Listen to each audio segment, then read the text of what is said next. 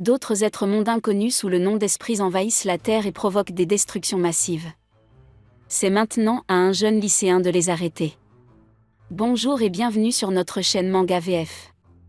Aujourd'hui, nous allons faire un récapitulatif de la série animée Date Live. Épisode 1. Au début de l'épisode, nous apprenons que le monde a été secoué par des tremblements de terre spatiaux depuis que le plus grand enregistré en Eurasie a coûté la vie à 150 millions de personnes et a anéanti la région où il s'est produit. Le Japon n'a pas fait exception à la règle, mais les gens ont fini par reprendre une vie normale malgré la menace constante des tremblements de terre spatiaux. Parmi eux, Shido Itsuka, qui vit avec sa jeune sœur énergique, Kotori. Un matin, ils se rendent à l'école après avoir entendu parler d'un tremblement de terre mineur qui s'est produit récemment, et ils ont tous deux promis de se retrouver dans un restaurant familial à proximité, sans se douter que quelqu'un le harcèle. En se rendant au lycée Raisin, Shido rencontre cet harceleur, qui est présenté comme le génie de la classe, Origami Tobishi. Bientôt, une alerte au tremblement de terre spatial est annoncée dans toute la métropole, incitant les habitants à se soumettre à des procédures d'évacuation. Très vite, la majeure partie de la population se retrouve en sécurité sous terre. Cependant, Shido découvre que la position GPS de Kotori se trouve toujours dans le restaurant familial. Craignant pour sa sécurité, Shido part la chercher, mais en chemin, il est emporté par un tremblement de terre spatial qui réduit en ruine la plupart des bâtiments autour de lui. Au milieu du cratère causé par le tremblement de terre, une jeune fille apparaît, vêtue d'une armure somptueusement décorée. La fille en armure violette confronte Shido, lui demandant répondre. Plusieurs unités volantes descendent en piqué, celle du milieu attaquant agressivement la mystérieuse fille à l'aide de missiles. Cependant, la fille en armure brandit sa lame et annule les attaques contre elle. Peu de temps après, un attaquant vient la combattre, et Shido et elle se reconnaissent rapidement, cette dernière s'avérant être Origami Tobishi elle-même. Origami se prépare à combattre la fille en armure violette à l'aide d'une épée énergétique et le combat déclenche une puissante onde de choc qui finit par assommer Shido. Shido se retrouve alors sous la surveillance d'une femme en tenue militaire nommée Ren Murazam. Ren explique à Shido qu'il se trouve à bord du Fraxinus, le vaisseau du Ratatoskr, après avoir perdu connaissance au cours de la bataille. Ren s'aperçoit que Shido pose trop de questions et l'emmène sur le pont, où Shido découvre que le capitaine du Fraxinus est sa jeune sœur, Kotori. Alors que Kotori explique la situation à propos de la mystérieuse fille de tout à l'heure, qu'elle appelle un esprit, Shido remarque que Kotori semble avoir une personnalité complètement différente de celle d'avant. Kotori se contente de hausser les épaules et explique ce qu'est un esprit, entre autres choses. Kotori explique que les esprits sont des êtres d'un autre monde qui créent des tremblements de terre en arrivant sur Terre, indépendamment de leur volonté. Deuxièmement, ceux qui ont attaqué l'esprit tout à l'heure sont l'AST, ou Anti-Spirit Team, une équipe chargée de combattre les esprits qui se manifestent sur Terre. Troisièmement, il existe un moyen de vaincre un esprit sans le tuer, et Shido est la personne qu'il leur faut pour cela. Épisode 2. Après une nuit blanche à nettoyer la galère que lui a donnée Kotori, Shido se rend à l'école. Pendant la journée, il se rend dans la salle de préparation à la physique, où il manque d'avoir une scène intime avec Ren, bien qu'il s'agisse en fait d'installer un écouteur invisible à son oreille droite. Bientôt, une alerte au tremblement de terre est déclenchée dans toute l'école, et Kotori dit à Shido de se retirer dans le Fraxinus car le tremblement de terre est détecté sur le lycée Raisin lui-même. Quelques heures plus tard, Shido est redéployé dans les locaux de l'école, qui ont été complètement détruits par le tremblement de terre. Kotori informe rapidement Shido de son rôle solitaire face à l'esprit qu'il a déjà rencontré et dont le nom de code est « Princesse », car l'AST, Origami incluse, est mal équipée pour les combats en intérieur. Après un bref discours d'encouragement suivi d'une présentation de son équipe, Kotori laisse un Shido plutôt nerveux à sa mission. Shido a réussi à atteindre l'esprit, mais celui-ci refuse de l'écouter.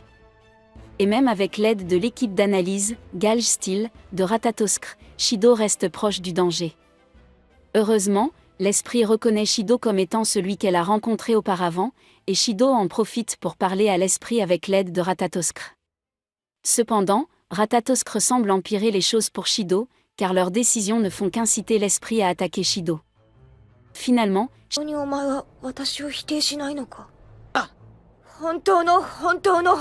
à ne pas la rejeter. Cependant, elle finit par se rapprocher de Shido car elle le considère comme le premier humain à lui avoir parlé. Shido découvre bientôt que l'esprit n'a pas de nom pour s'appeler, et l'équipe d'analyse suggère le nom de Tom, après avoir obtenu des idées de diverses sources à travers le monde. Malheureusement, l'esprit n'aime pas ce nom, alors Shido lui donne le nom de Toka, d'après le jour de leur première rencontre, le 10 avril. L'esprit semble approuver le nom et sourit en réponse. Soudain, une pluie de coups de feu s'abat sur Toka d'en haut, que Shido a évité de justesse sans l'avertissement rapide de Kotori. Toka conseille à Shido de s'éloigner d'elle pour éviter d'être pris entre deux feux, mais Shido refuse catégoriquement et lui demande de lui parler. Les tirs incessants de l'équipe anti-spirit s'arrêtent lorsqu'ils découvrent un civil avec le spirit. En reconnaissant l'identité de ce civil, Origami se précipite pour confronter Toka. La présence d'Origami transforme rapidement l'humeur de l'esprit en pure agression. Toka invoque son arme, Sandal fond, et les frappe. Origami réussit à survivre à la rencontre avec Toka cette nuit-là, elle est sermonnée par son supérieur pour avoir été imprudente dans l'exercice de ses fonctions avant d'être emmenée en lieu sûr. Shido s'en sort également indemne, bien qu'à son retour dans les ruines du lycée Raisin, il ait encore des doutes sur ce qui s'est passé la veille. Épisode 3. Grâce au bon qu'il a reçu lors d'une rencontre fortuite avec Tonomachi, Shido peut se permettre d'emmener Toka dans un restaurant assez cher. Shido a la surprise de découvrir que la plupart des employés sont en fait des membres de Ratatoskr, infiltrés pour surveiller les émotions de Toka. Kotori ne fait pas exception à la règle, après avoir suggéré un repas, celui-ci aussi, que Toka consomme à lui tout seul. Kotori dit à Shido de se rendre sur le pont voisin. Après le festin de Toka, le vrai rendez-vous commence. Il s'avère que l'autre équipage du Ratatoskr a converti une zone résidentielle voisine en plusieurs stands de nourriture, et Shido et Toka sont invités à une promotion tous frais payés. Pendant ce temps, Origami, qui les a traqués en ville, a déjà établi les ordres de déploiement pour l'AST. Toka continue de rassasier son estomac sans fond en consommant des takoyaki, des okonomiyaki, des hamburgers, des ramen, des sushis et tout ce que Ratatoskr lui a préparé.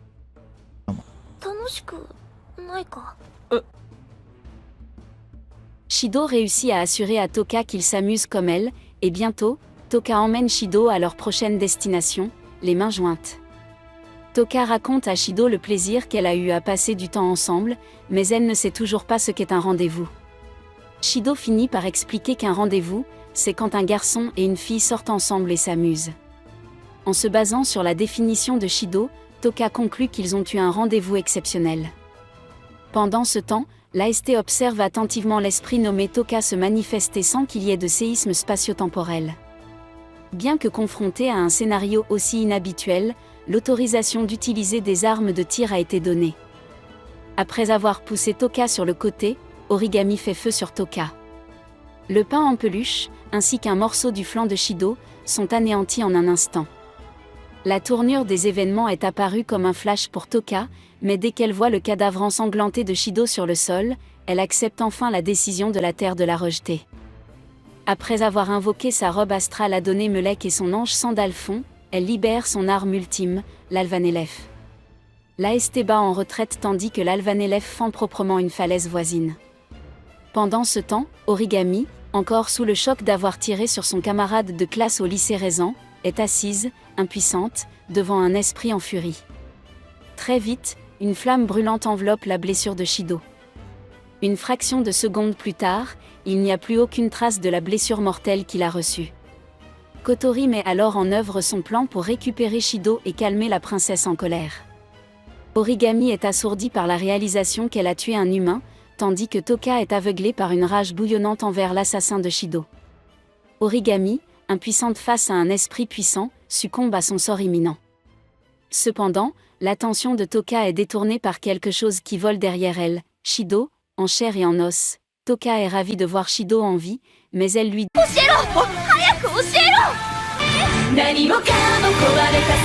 Épisode 4. Alors qu'il court sous la pluie, Shido aperçoit une petite fille qui s'amuse dans le sanctuaire, avant de trébucher et de tomber.